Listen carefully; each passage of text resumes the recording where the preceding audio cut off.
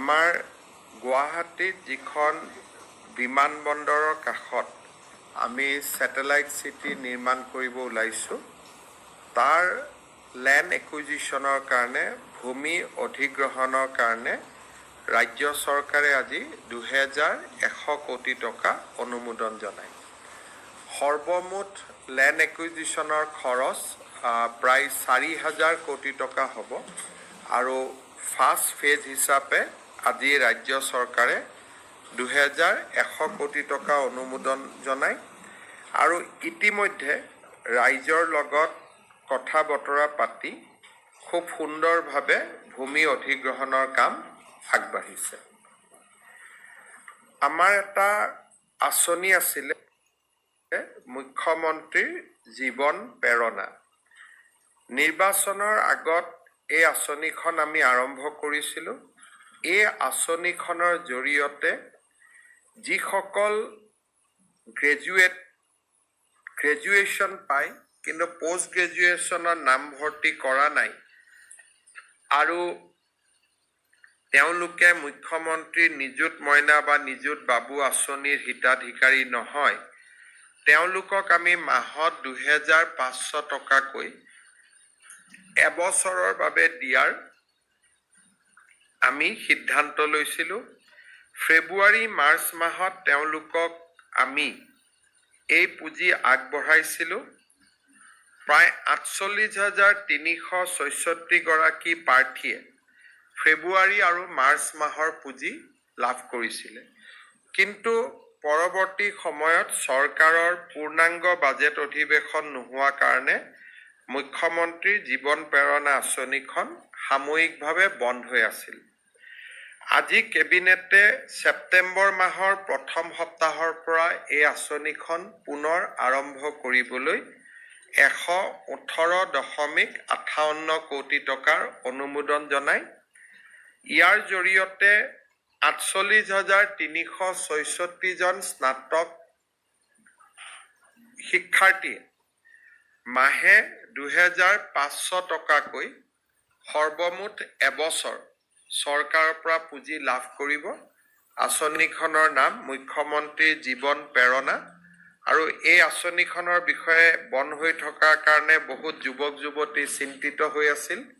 আজি কেবিনেটে আঁচনিখন ছেপ্টেম্বৰ মাহৰ প্ৰথম সপ্তাহৰ পৰা পুনৰ আৰম্ভ কৰাৰ সিদ্ধান্ত গ্ৰহণ কৰিছে।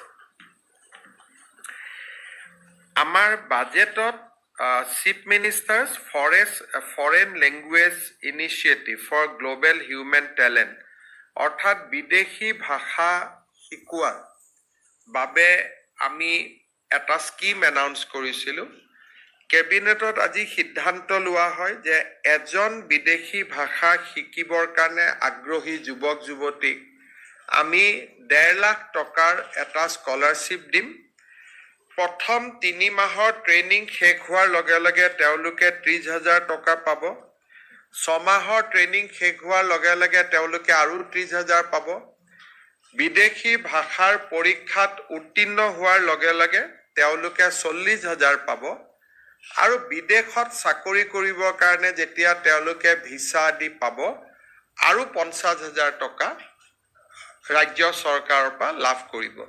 অৰ্থাৎ আমাৰ যুৱক যুৱতীক বিদেশী ভাষা শিকি বিদেশত চাকৰি কৰাৰ বাবে 1.5 লাখ টকাৰ এটা ছাবচিডি স্কিম, ৰাজ সাহায্যমূলক স্কিম আজি কেবিনেটে অনুমোদন জনায়, যাক CM ফ্লাইট বুলি কোৱা হয়।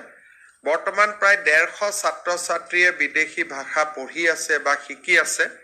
ছেপ্টেম্বৰৰ পৰা এই আঁচনিখন আমি লঞ্চ কৰিম আৰু আমাৰ টাৰ্গেট হ'ব যে এই বছৰ আমি যিমান পাৰোঁ আৰু বেছি যুৱক যুৱতীক বিদেশী ভাষা শিকাৰ কাৰণে আগ্ৰহী কৰি তোলাৰ বাবে আমি আৰু বেছি চেষ্টা কৰিম। আৰু যিহেতু এতিয়া চৰকাৰে 1.5 লাখ টকাকৈ দিব, গতিকে দেউতাক মাকৰো বোজা বহুত কমিব আৰু মই ভাবোঁ আমাৰ বহুত ছাত্ৰ ছাত্ৰী বিদেশী ভাষা শিকাৰ বাবে আগ্ৰহী হ'ব। আজি আমাৰ বড়োলেণ্ড টেৰিটৰিয়েল কাউন্সিললৈকে তেওঁলোকক এইবাৰ আমি বাজেটত 900 কোটি টকা দিয়াৰ প্ৰস্তাৱ ৰাখিছিলোঁ। তাৰে প্ৰথম ইনষ্টলমেণ্ট হিচাপে BTC-লৈ আজি 450 কোটি টকা মুকলি কৰি দিয়াৰ কেবিনেটে সিদ্ধান্ত গ্ৰহণ কৰে। আমি এইবাৰ বাজেটত কৈছিলোঁ যে আমি ৰাজ্যৰ চাহ খেতিয়কসকল বা টি কোম্পানীৰ কাৰণে এগ্ৰিকালচাৰ ইনকাম টেক্স যিটো 6 বছৰ আমি এক্সেম কৰি থৈছিলোঁ তাক আমি লোৱা আৰম্ভ কৰিম আৰু ইয়াৰ পৰা সংগৃহীত পুঁজি আমি চাহ শ্ৰমিকৰ কল্যাণৰ বাবে ব্যৱহাৰ কৰিম। কিন্তু কেবিনেটে আজি ক্ষুদ্ৰ চাহ খেতিয়কসকলে যাতে কোনো কৃষি আয়কৰ দিব নালাগে তাৰ বাবে 10 লাখ টকা পৰ্যন্ত উপাৰ্জনত শূন্য কৃষিকৰ অৰ্থাৎ 10 লাখ টকা যাৰ বছৰি উপাৰ্জন হ'ব আফটাৰ এক্সপেণ্ডিচাৰ, এইটো নেট ইনকাম বুলি কয়। বিক্ৰী কৰি চাহত যিমান টকা পাব সেইটো নহয়, খৰচ বাদ দিয়াৰ পিছত 10 লাখ টকালৈকে, হয়তো তেওঁৰ বিক্ৰী 50 লাখো হ'ব পাৰে, খৰচ 40 লাখ বাদ দিয়াৰ পিছত 10 লাখ হ'ল বা 11 লাখ হ'ল, 10 লাখ টকালৈকে কোনো তেওঁলোকে কৃষি আয়কৰ দিব নালাগে। তাৰমানে এফেক্টিভলি ক্ষুদ্ৰ চাহ খেতিয়কসকলে কৃষি আয়কৰৰ সীমাৰ পৰা এতিয়াৰ পৰা প্ৰায় বাহিৰত থাকিব। আজি আমাৰ কেবিনেটত আপোনালোকে জানে যে ৰাজ্যত আমি আধাৰ কাৰ্ড চিনিয়ৰ চিটিজেন মানে 18 বছৰৰ ওপৰ যুৱক যুৱতীক দিয়াটো আমি বন্ধ কৰিছোঁ। কিন্তু চাহ শ্ৰমিকৰ কাৰণে আমি 31 মাৰ্চলৈকে এটা উইণ্ডো খোলা ৰাখিছোঁ। এইবাৰ মই ডিব্ৰুগড় তিনিচুকীয়ালৈকে যাওঁতে মোক বহুতে ক'লে যে বহুত মৰাণ আৰু মটক মানুহেও আধাৰ কাৰ্ড ল'ব পৰা নাছিলে আৰু তেওঁলোকৰ যিহেতু বাংলাদেশ বা বিদেশী বা ইয়াৰ লগত কোনো সম্পৰ্ক নাই, সেইকাৰণে তেওঁলোকৰ ক্ষেত্ৰতো আমি আধাৰ কাৰ্ড লোৱাৰ সময় 31 মাৰ্চলৈকে বঢ়াই দিছোঁ।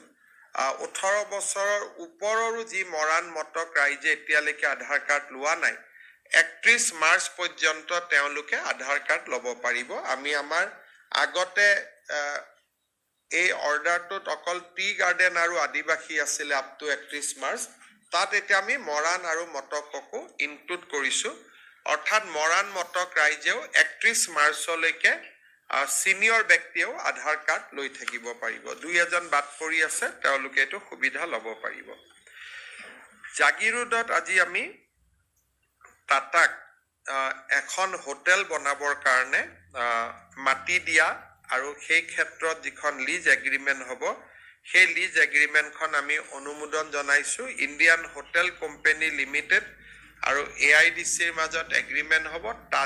তাজ গেটৱে নামে এখন জাগিৰোডত 5-ষ্টাৰ হোটেল বনাব, যাতে ছেমি কণ্ডাক্টৰৰ বাবে অহা ব্যক্তিসকলে তাত থাকিব পাৰে বা জাগিৰোডৰ যিটো আমাৰ ইমাৰ্জিং নিড তাক যাতে ফুলফিল কৰিব পাৰে। ইয়াৰ বাবে নতুন মাটি লোৱা নহয়, পুৰণা হিন্দুস্তান পেপাৰ কলৰ মাটিতেই এটা অংশ মাটি তেওঁলোকক দিয়া হৈছে। ইয়াত কোনো নতুন কাৰো পৰা মাটি অধিগ্ৰহণ আদি কৰা নহয়, এক্সিষ্টিং লেণ্ডৰ ভিতৰতে তেওঁলোকক এই কাম দিয়া হৈছে।